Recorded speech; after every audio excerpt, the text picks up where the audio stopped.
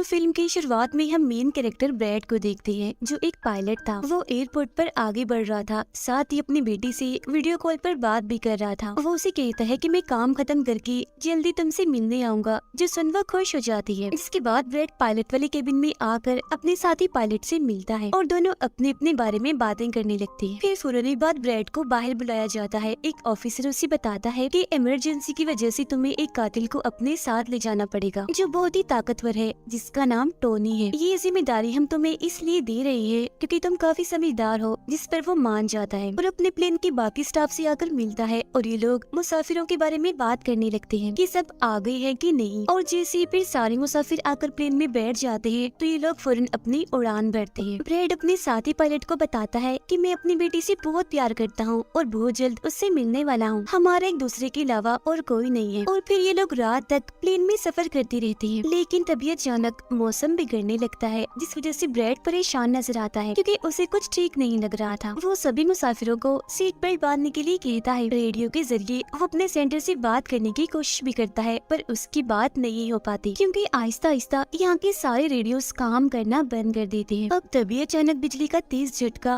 Plane से आकर लगता है, इस वजह से प्लेन हिलने लगता है। ब्रैड को फिक्र होने लगी थी, इसीलिए जब वो सारे मुसाफिरों को देखने जाता है तो उसे सुकून की सांस आती है क्योंकि सब मुसाफिर ठीक थे। पर यहाँ अब धीरे धीरे करके लाइट बंद होती जा रही थी। जिस बीच एक बार फिर प्लेन को झटका लगता है, जिससे ब्रैड गिर जाता है और उसके माथे पर चोट लग जाती है। इस सारी सूरत हाल की वजह से सारे ही मुसाफिरों की हालत खराब होने लगी थी। ब्रैड वापस केबिन में आकर अपने साथी के साथ मिलकर प्लेन को संभालने में लग जाता है। काफी मुश्किल टाइम था उनके लिए क्योंकि एक तो रेडियो काम नहीं कर रहे थे, ऊपर से स्क्रीन पर भी उन्हें आगे का कुछ भी दिखाई नहीं दे रहा था। तब ब्रैड कहता है कि हमें प्लेन को नीचे लाना होगा क्योंकि अगर एक और झटका लगा तो प्लेन तबाह हो जाएगा। तो फौरन ये लोग प्लेन नीचे लेने लगते हैं। सारे मुसाफिर डरे हुए थे। एक औरत फिर अपनी सीट बेल्ट खोल देती है। उसे देखकर टोनी का ऑफिसर भी ऐसा ही करता है। प्लेन क्योंकि नीचे की तरफ जा रहा था तो ऊपर वाली साइड से वो जोर से टकराते हैं, इतनी जोर से कि फौरन ही उनकी मौत हो जाती है। अचानक तेजी से प्लेन नीचे आने लगता है। तब ब्रैड और उसका साथी जल्दी से इसे कंट्रोल में कर लेते हैं। तभी एयर होस्टेस आकर ब्रैड को बताती है कि मुसाफिरों की हालत खराब हो रही है, जिस पर वो कहता है कि सबको संभालो, अपनी अपनी सीट्स पर बैठने का कहो क्योंकि जल्दी हम करीबी एयरपोर्ट पर उतरने वाले हैं। अब ये दोनों देखते हैं कि हम एक आइलैंड के ऊपर से गुजर रहे हैं, तो कोई और रास्ता फिलहाल ना होने पर ये इस आइलैंड पर प्लेन उतारने का फैसला करती है। वो कोई ठीक सी जगह देखकर फिर प्लेन को उतार ही देते हैं। हालांकि उन्होंने इमरजेंसी लैंडिंग की थी, पर फिर भी सही सलामत वो उतर ही गए थे। अब ब्रैड और उसका साथी तब खुश होते हैं जब उन्हें पता चलता है कि थोड़ी बहुत बिजली अभी भी प्लेन में है। इसके बाद ब्रैड सभी को नीचे उतरने का कहता है। उधर प्लेन की कंपनी का मालिक भी देख लेता है कि अचानक प्लेन कहीं गायब हो गया है क्योंकि उसने प्लेन को लैंड होते हुए नहीं देखा था और काफी देर से रेडियो खराब होने की वजह से उसका राब्ता भी नहीं हो पाया था, इसीलिए वो थोड़ा टेंशन में नजर आता है। अब एयर होस्टेस ब्रैड को आकर बताती है कि टोनी को लाने वाली ऑफिसर की मौत हो गई है। जो सुन ब्रैड को दुख तो होता है, पर वो उसे कहता है कि चलो जो भी हुआ अब बाकी मुसाफिरों का ख्याल रखो। अब सारे लोग इस सोच में थे कि हम यहाँ क्यों उतरे हैं, जिस वजह से ब्रैड सामने आकर बताता है कि इमरजेंसी की वजह से हमें यहाँ उतरना पड़ा। प्लेन में अभी भी थोड़ी बहुत बिजली मौजूद है, जिससे हम बाकी बिजली की चीजों को ठीक कर लेंगे। तब तक आप लोग यहाँ आराम से रहिए, खाना पानी मिलेगा और रहने की जगह भी, और आप लोग घबराइएगा नहीं, बहुत जल्द हम यहाँ से निकल जाएंगे। उधर प्लेन कंपनी के मालिक की मुलाकात एक रेस्क्यू एक्सपर्ट से होती है, जो ऐसे लोगों को खोज निकालने का काम करता है जो मुश्किल में कहीं फंसे होते हैं। कंपनी का मालिक उसे कहता है कि मुझे मेरे प्लेन की सारी डिटेल्स, जैसे कि वो कहाँ गया, उसके वर्कर्स, मुसाफिरों की सबकी जानकारी चाहिए। अब ब्रैड प्लेन के पास आकर उसे ठीक करने में लग जाता है, पर वो देखता है कि प्लेन में पावर बिजली काफी कम है, इसीलिए इनको इंतजार करना होगा क्योंकि रेडियो भी अभी काम नहीं कर रहे। फिर जब वो इस बारे में अपने साथी पायलट को बताता है तो उसका साथी नक्शा देखकर बताता है कि हम एक प्राइवेट आइलैंड पर फंसे हुए हैं। ये कोई आजाद जगह नहीं है, बल्कि यहाँ एक प्राइवेट आर्मी का कब्जा था, जो बुरे लोग थे क्योंकि उसमें सारे ही गुंडे थे और अगर उन्होंने हमें कोई भी नुकसान पहुँचाया तो गवर्नमेंट भी हमें नहीं बचा पाएगी। जो सुन ब्रैड कहता है कि अब कैसे भी करके हमें अपनी रेस्क्यू टीम को यहाँ बुलाना ही होगा ताकि वो आकर हम सबको बचा ले, क्योंकि यही एक रास्ता है यहाँ से निकलने का। अब ब्रैड सबके पास आकर उन्हें बताता है कि किसी खराबी की वजह से रेडियो अभी भी काम नहीं कर रहा। जो सुनकर सारे लोग काफी परेशान हो जाते हैं। ब्रैड उन्हें भी तसल्ली देता है कि हम आइलैंड की दूसरी साइड पर जाकर रेडियो को ढूंढेंगे और अपनी टीम से रेस्क्यू टीम को यहाँ भेजने के लिए कहेंगे, जो आकर आप सबको बचा लेगी और मेरे साथ टोनी जाएगा। ये कहकर वो टोनी की हथकड़ी खोल देता है और ये लोग आगे बढ़ जाते हैं।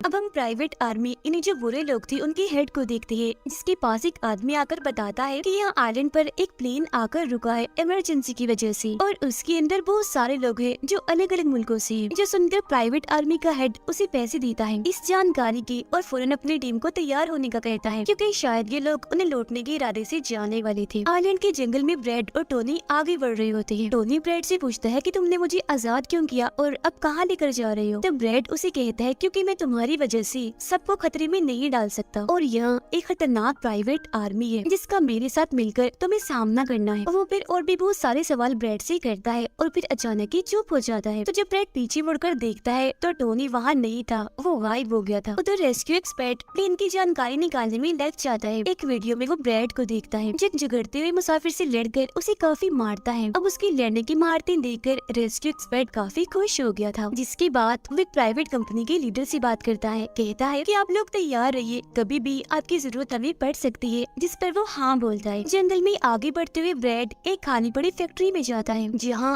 वो एक बंद रेडियो मशीन को ढूंढ ही लेता है और फिर उसे ठीक करके फोन लगाता है। हेल्पलाइन पर उसकी बात होती है, जिन्हें वो अपने प्लेन और इस आइलैंड के बारे में बताता है, लेकिन लाइन में कोई गड़बड़ी होने की वजह से सामने वाला इंसान उसकी बात सुन ही नहीं पाता। तब उसे एक आइडिया आता है, वो ये सारी चीजें अपने बेटे को लिखवा कर उसे अपने ऑफिस में बताने का कहता है। अब तभी एक आदमी आकर ब्रेड पर हमला कर देता है, तो वो उसे पकड़कर काफी मारता है और बेहोश कर देता है। तभी ब्रेड को महसूस होता है जैसे इस कमरे में कोई आ रहा है, इसीलिए जल्दी से वो छुप जाता है। पर वहाँ और कोई नहीं बल्कि टोनी था, जिसने बहुत सारे गुंडों को मारकर उनके हथियार ले लिए थे, और वो ब्रेड को आवाज लगाने लगता है। फिर जब ब्रेड सामने आता है तो कुछ हथियार वो उससे भी दे देता है। इसके बाद ये दोनों नीचे की तरफ आने लगते हैं। तब यहाँ उन्हें एक कैमरा मिलता है, जिसमें चल रही वीडियो से उन्हें पता चलता है कि वो खतरनाक प्राइवेट आर्मी यहाँ आने वाले लोगों को अगवा कर लेती है, और फिर उन लोगों की फैमिली से अच्छी खासी रकम लेती है उन्हें छोड़ने के बदले। जो देख वो समझ जाते हैं कि हमारे मुसाफिर भी खतरे में हैं। अब ये दोनों बाहर खड़ी गाड़ी में आकर बैठ जाते हैं और अपने मुसाफिरों की तरफ जाने लगते हैं। उधर जब सारी मुसाफिर बैठे हुए थे तो तभी उन्हें किसी गाड़ी की आवाज आती है। वो ये सोचकर काफी खुश हो जाते हैं कि जरूर ये ब्रेड है, पर ब्रेड नहीं, वहाँ तो वो खतरनाक प्राइवेट आर्मी थी। वो गोलियां चलाकर इन लोगों की तरफ बढ़ रहे थे। इन गोलियों की आवाज ब्रेड और टोनी ने भी सुन ली थी। प्राइवेट आर्मी का हेड पायलट से सभी मुसाफिरों की लिस्ट मांगता है। तब जल्दी से एयर होस्टेस उसे लिस्ट लाकर दे देती है। फिर वो हेड पूछता है कि तुम्हारा सीनियर पायलट ब्रेड कहाँ पर है? जिस पर वो बताता है कि किसी काम से वो जंगल में गया था, पर अभी तक वापस नहीं आया। इसी दौरान एक औरत वहाँ से भागने की कोशिश करती है, पर वो लोग गोली चलाकर उसे मार देते हैं। ये आवाज सुनकर ब्रेड उनकी मदद करने के लिए भागता है,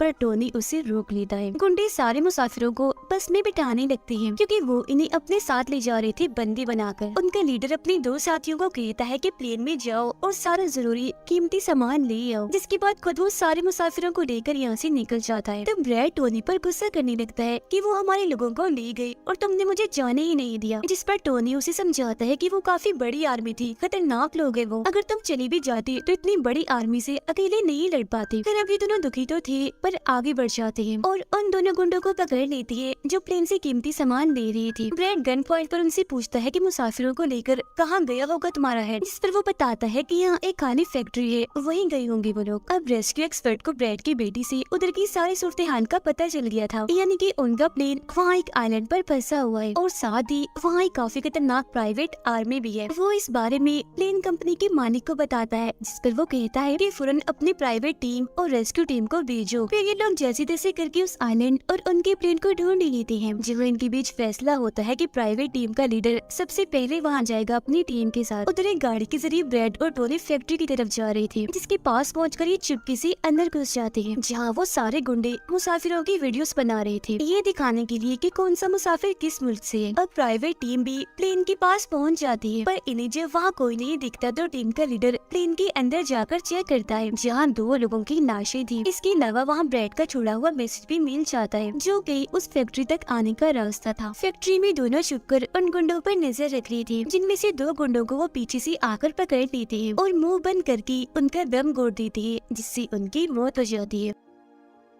फिर ये खुफिया दरवाजे से आगे बढ़ते हैं और एक कमरे के बाहर जा पहुंचते हैं। उस कमरे के अंदर ही सारे मुसाफिरों को कैद किया हुआ था। वहाँ बहुत सारे गार्ड्स खड़े हुए थे, जिन्हें देखकर टोनी को काफी गुस्सा आ जाता है। इसीलिए वो वहाँ पड़ा हथौड़ा उठाकर एक एक करके सभी को मारता जाता है। फिर ब्रैड एक गुंडे से चाबी लेकर उन मुसाफिरों को कमरे से आजाद कर देता है। वो फिर सबको कहता है कि जल्द से जल्द प्लेन के पास पहुंचो, क्योंकि रेडियो के जरिए मैंने मदद मंगवाई है, रेस्क्यू टीम आती ही होगी। इसके बाद वो सब लोगों को बस में बिठाता है। तभी टोनी उसके पास आकर बताता है कि वहाँ बाहर बहुत सारे गुंडे खड़े हुए हैं, तो हम यहाँ से नहीं निकल सकते। वो जब फिर मुसाफिरों को परेशान देखता है तो कहता है कि मैं मुसाफिरों का ध्यान भटकाऊंगा, जबकि टोनी तुम सभी मुसाफिरों को यहाँ से ले जाना। जो कहकर ब्रैड वहाँ से निकलकर गुंडों के पास आता है। उनके हेड से बात करता है कि मेरी टीम यहाँ आ रही है, इसीलिए तुम मेरे मुसाफिरों को छोड़ दो। अब तभी गुंडे आकर उसे मारने लगते हैं और उनका हेड कहता है कि ऐसे कैसे छोड़ दूं, पैसों के बगैर मैं किसी को नहीं छोड़ता। जिसके बाद अब वो गोली से जैसे ब्रैड को मारने वाला होता है कि तभी प्राइवेट टीम यहाँ आकर उन पर हमला कर देती है। वो काफी गोलीबारी करती है, इसमें बहुत सारे गुंडे मारे जाते हैं। जिसके बाद वो ब्रैड को लेकर यहाँ से जाने लगते हैं, बस में बैठकर निकल जाते हैं। गुंडों का लीडर देखता है कि बाकी गुंडों के साथ साथ मेरा भाई भी मारा गया है, तो उसे काफी गुस्सा आता है। इसीलिए वो अपनी टीम को कहता है कि जल्दी करो, तैयारी पकड़ो और हाँ, किसी को भी मत छोड़ना, एक एक को चुन चुन कर मार देना। गाड़ी में ब्रैड उस प्राइवेट टीम से बात करने लगता है, तब उनका हेड उसे बताता है कि हम छोटी सी प्राइवेट टीम है जो बस तुम्हें यहाँ बचाने की मिशन में आई है, क्योंकि हम कोई रेस्क्यू टीम नहीं है। उन्हें आने में तो अभी और भी वक्त है। जो सुन ब्रैड घबरा तो जाता है, पर कहता है कि कोई बात नहीं, मेरे पास एक आइडिया है। इसके बाद ये लोग भी प्लेन के पास आ जाते हैं, जहाँ सारे मुसाफिरों को टोनी पहले ही ला चुका होता है। ब्रैड फिर अपने लोगों को कहता है कि प्राइवेट टीम हमारी मदद करने यहाँ आ गई है और अब उनकी मदद से हम प्लेन को चला लेंगे और फौरन यहाँ से निकल जाएंगे। तो आप सब लोग जल्दी से प्लेन में बैठ जाएं, क्योंकि हम रेस्क्यू टीम का इंतजार नहीं कर सकते, उन्हें आने में वक्त है और अगर हम यहाँ रुके तो उस खतरनाक आर्मी के हाथों मारे जाएंगे। जो सुनकर सारे लोग प्लेन में बैठ जाते हैं, जबकि ब्रैड प्राइवेट टीम के लीडर के साथ मिलकर प्लेन को ठीक करने में लग जाता है। जहाँ तभी वो गुंडे आकर इन पर हमला कर देती है, जिनको देखकर प्राइवेट टीम उन्हें रोकने में लग जाती है और यहाँ दोनों तरफ से ही काफी गोलीबारी होती है। पर इस टीम के पास काफी अच्छी गन्स थी, तो वो बहुत सारे गुंडों को मार गिराती है। ब्रैड टीम के लीडर को बताता है कि मैं अगले 5 मिनट में प्लेन को स्टार्ट कर दूंगा, मतलब कि चला दूंगा, जिसके बाद हम सब लोग उड़ान भरेंगे। फिर वो टोनी का शुक्रिया भी अदा करता है कि तुमने मेरा इतना साथ दिया। फिर ब्रैड गोलियों के बीच से ही होता हुआ अंदर आकर बैठ जाता है और अपने साथी पायलट के साथ मिलकर प्लेन चलाने लगता है। टोनी की गोलियां खत्म हो गई थी और जब वो प्राइवेट टीम का बैग चेक करता है तो उसे वहाँ पैसों से भरा हुआ एक बैग मिलता है। पर फिलहाल पैसों को ऐसे ही छोड़कर दूसरे बैग से गन लेकर दोबारा गुंडों से लड़ने लगता है, जहाँ तब तक ब्रैड भी पूरे प्लेन को घुमा भी चुका होता है। फिर वो प्राइवेट टीम भी प्लेन में चढ़ने लगती है। ब्रैड को प्लेन कंपनी का मालिक बताता है कि मैं तुम्हें कोई महफूज जगह बता दूंगा जहाँ तुम जा सकते हो। सभी लोग तो प्लेन में चढ़ जाते हैं, पर टोनी नहीं चढ़ता। वो पैसों से भरा बैग लेकर वहाँ से भागने लगता है। तब उसे जाता हुआ देखकर प्राइवेट आर्मी उनके प्लेन पर हमला कर देती है। उनका हेड प्लेन के सामने रॉकेट लॉन्चर लाकर उन्हें एक ही झटके में उड़ाने का सोच रहा था, लेकिन उसे टोनी देख चुका था। वो उसे गोली मारकर गिरा देता है, ऐसा करने से रोक लेता है। ये देखकर ब्रैड को बहुत खुशी होती है, जिसके बाद वो अपनी पूरी ताकत लगाकर प्लेन उड़ाने में कामयाब हो ही जाता है। इस वजह से टोनी भी खुश था और वो भी फिर वहाँ से चला जाता है। ब्रैड प्लेन को आइलैंड से दूर ले जाता है, जबकि प्लेन का मालिक उसे एयरपोर्ट का बताता है जहाँ ये लोग जा सकते थे, जो काफी करीब था। तब ब्रैड उस तरफ प्लेन ले जाने लगता है, पर एक बार फिर प्लेन तबाह होने लगता है। इसलिए ब्रैड दोबारा से इमरजेंसी लैंडिंग करवाता है और उनका प्लेन नीचे आने के बाद जंगल के रास्ते आगे बढ़ने लगता है। सब लोगों की जान बच गई थी, इसीलिए वो काफी खुश थे। उधर प्लेन कंपनी का मालिक और उसकी टीम भी बेहद खुश थी। ब्रैड और उसका साथी भी सुकून की सांस लेते हैं कि कम से कम वो उस आइलैंड से तो निकल आए थे और सबकी जान भी बच गई थी। कुछ ही देर में यहाँ इनकी रेस्क्यू टीम भी आ जाती है, जिन्हें देखकर सारे मुसाफिर खुश तो थे, साथ ही ब्रैड की बहादुरी पर तालियां बजा रहे थे। ब्रैड फिर सारे मुसाफिरों को रेस्क्यू टीम के साथ भेज देता है, जिसके बाद वो अपनी बेटी से बात करता है। वो इस बात से काफी खुश थी कि थैंक गॉड मेरे डैड जिंदा हैं। दोनों भाई बेटी बात करके बहुत खुश थे और इसी के साथ ब्रैड की बहादुरी की